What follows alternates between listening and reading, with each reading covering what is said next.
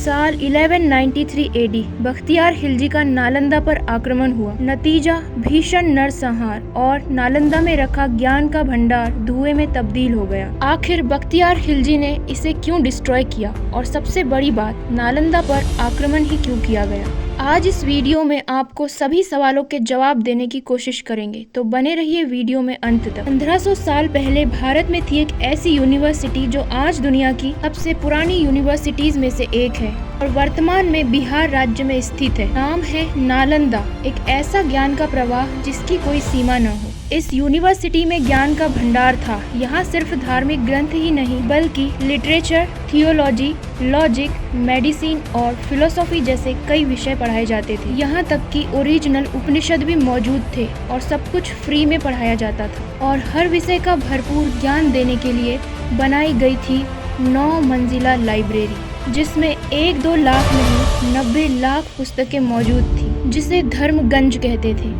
नालंदा 800 सालों तक दुनिया को सीख देती रही।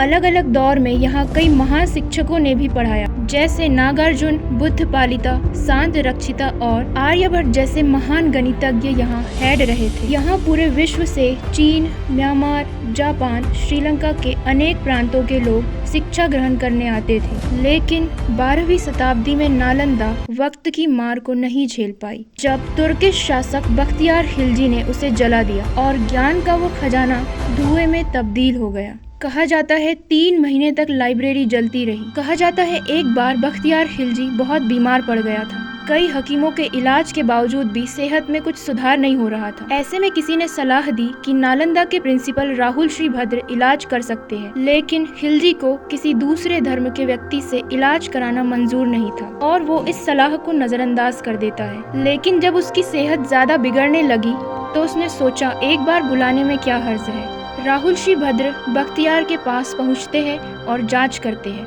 लेकिन खिलजी उन्हें नीचा दिखाने के लिए यह शर्त रख देता है कि वो इनकी दी हुई कोई भी दवा नहीं खाएगा। राहुल श्री भद्र खिलजी को उसके ही धर्म की किताब पढ़ने के लिए देकर चले जाते हैं। जब खिलजी की सेहत में सुधार आने लगा और उसे पता चला कि भद्र जो किताब उसे पढ़ने के लिए देकर गए थे उसमें उन्होंने दवाई लगाई थी जिसके रोज पास आने से वो ठीक हुआ है, तो उसे बहुत इनसिक्योरिटी और जेलसी फील होती कि हकीमों से ज्यादा ज्ञान इनके पास कैसे है। बस इसी बात से नाराज खिलजी फैसला करता है कि वो इस ज्ञान के भंडार को हमेशा के लिए खत्म कर देगा और उसने नालंदा में आग लगा दी और वो ज्ञान का भंडार जो सालों से संभाल कर रखा गया था धुएं में तब्दील हो गया और 9 मंजिला लाइब्रेरी 3 महीनों तक जलती रही।